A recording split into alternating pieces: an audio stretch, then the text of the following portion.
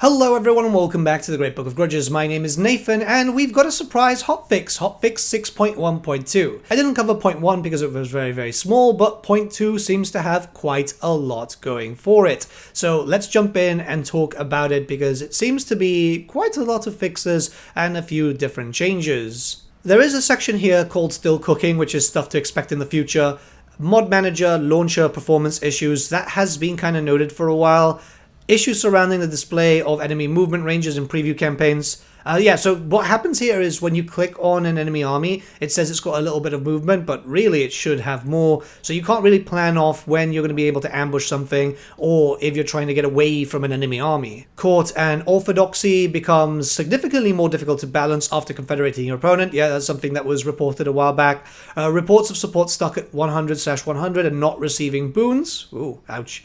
And matriarchal power achievement not unlockable using the new invocations. Okay, so it's like the future hotfix stuff that we're going to see, which isn't too bad. Alright, performance, here we go. Resolved an issue causing potential frame stuttering on certain machines, as well as occasional video frame skipping in the main menu. Stuttering was a bit of a weird one with 6.1. Fixed a possible crash on the end of battle screen, yeah, I had that one. Fixed a crash that was occurring when loading the game. Fixed a crash when completing the ritual rebirth in the Griffinwood during a Wood Oven co-op campaign. Fixed a crash when accessing the Ice Court. Yeah, that one was popping up quite a lot, actually. And fixed a crash caused by loading a save containing a tier 3 church building from pre-Kislev rework. I mean, a patch like that was going to corrupt old saves. That was kind of expected. So a bunch of changes are coming in here. Kislev balance tweaks. This is in general gameplay. Devotion adjustments lowered the requirement for using invocations to plus 25 devotion. It still costs 50 devotion to perform an invocation. Kislev building and tiering adjustments. The Ice Guard recruitment building has been collapsed into one single building found at tier 4, providing access to both Ice Guard variants and capacity for Frost Maidens. You had either building construction in existing saves, they will convert to the new combined building. Kislevite cultural capital defense buildings have been combined. Watch patrol building chain has been removed. All the benefits associated with it have been moved to the city defense chain, which combines siege benefits with garrisons and devotion. And my neighbors now decided to start hammering. Kislev wall buildings now also generate a small amount of devotion. That's not bad. Actually, that's really good. Noblar Flingers have been moved to tier 1 from tier 2, and the Pigback Riders have been moved to tier 2 from tier 1. I guess that makes sense. You need the Flingers first.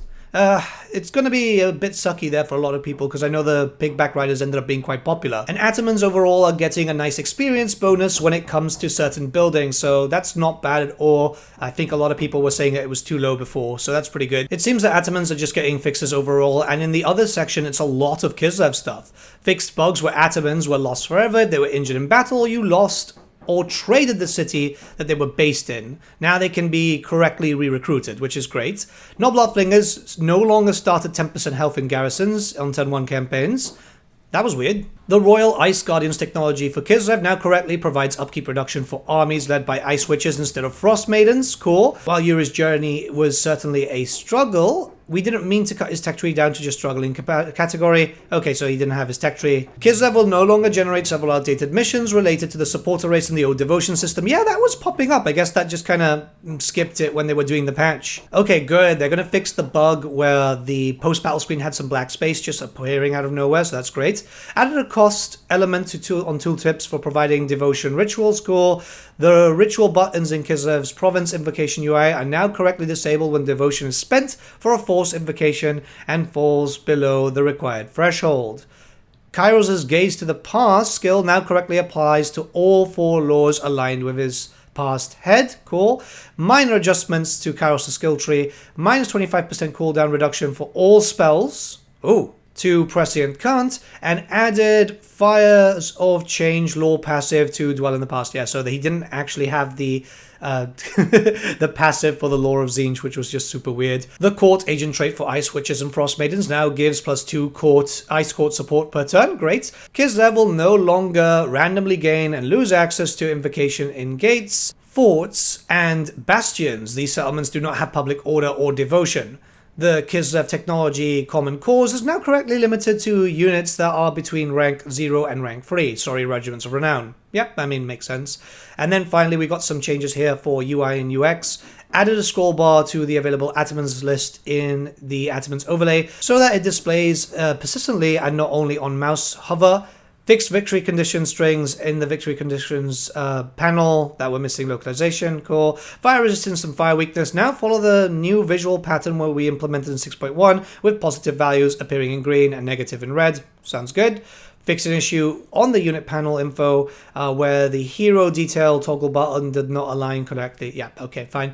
I mean, overall, good fixes. We're going to be moving on to battle now. There's quite a lot, really. All right, battle. So general and gameplay, there's a lot of Kislev stuff once again. It's good to see Kislev getting attention, I guess. So Kislev unit integration adjustments. Added some more technology support for Akshina ambushes. So Troll Country Pathfinder now provides +10 range for the ambushes. That's amazing. Awesome.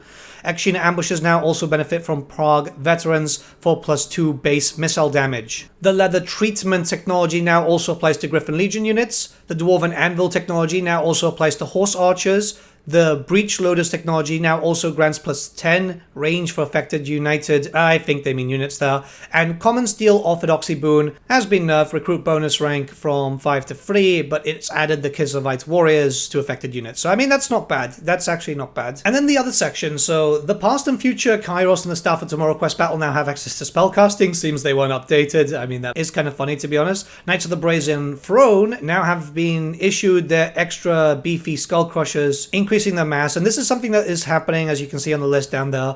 It's a lot of Regiments of Renown that weren't really brought up to speed. Sometimes it's just +1 melee attack, +10 leadership, but this is what happens when units keep fluctuating a lot in terms of stats. Fixed an issue where units with the Firewall's moving ability could engage units outside of their range if the unit was moving backwards or towards them. So it's just a little minor thing, but I guess they wanted to keep the balance. Some people did complain, I guess the multiplayer guys. Yeah, it happens, and I guess, you know, balancing there is important because you don't want a unit being able to fire an extra 20 range if they can't physically hit it. Gorbad Ironclaw no longer takes penalties for being in a forest while on foot. He's large and in charge, but not that large. Yep, fair play. Lore of Hags is now affected by spell intensity modifiers. Omens of Spirits is exempted to prevent it recursively increasing in its own intensity. Okay, yep, fair. I mean, it's not a big change, but it's changes nonetheless. Overall, some pretty good changes, mostly just fixing up issues with Kislev, but that's what's happened because there's been a gigantic rework, and unfortunately, some things do fall through the cracks. Yeah, I mean, as long as it continues like this, I think it's quite important to get patches and hotfixes in this speed, more or less. We're in it for a good time. Now, obviously, if you do play with mods, keep in mind that some of your mods will end up crashing. This is something that's going to be expected for a while until they get to a point where hotfixes aren't going to be needed that often. But remember that we do have CA Sophia involved now, so they're likely being trained up on everything. This is, I think, their first proper DLC in the Warhammer franchise. The engine is a lot more implodey, I think is probably the best way to say it, than the Pharaoh one. So once they get used to it, I hope at least that it'll stabilize a bit more and we won't be relying on hotfixes so much. Yeah, this is linked in the description below. Let me know your thoughts in the comments below, and I'll see you all again very, very soon. I'll be streaming a little bit later just to finish off that Lokia campaign because I'm trying to 100% this game, and Dark Elves have been a slog.